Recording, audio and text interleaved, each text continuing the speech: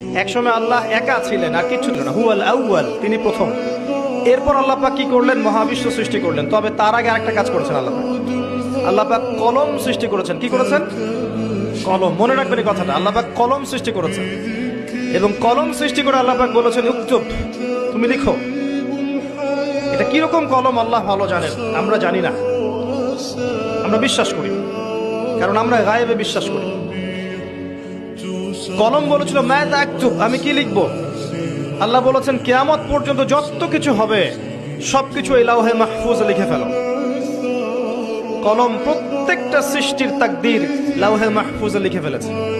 একসময় আল্লাহ একা ছিলেন, আর কিছু ছিল না। হুয়াল আউয়াল, তিনি প্রথম। এরপর আল্লাহ পাক কি করলেন? মহাবিশ্ব সৃষ্টি করলেন। তবে তার আগে আরেকটা কাজ করেছেন আল্লাহ পাক। আল্লাহ পাক কলম সৃষ্টি করেছেন। কি করেছেন? কলম। মনে রাখবেন এই কথাটা, আল্লাহ পাক কলম সৃষ্টি করেছেন। এবং কলম সৃষ্টি করে আল্লাহ পাক বলেছেন, উক্তুব, তুমি লিখো।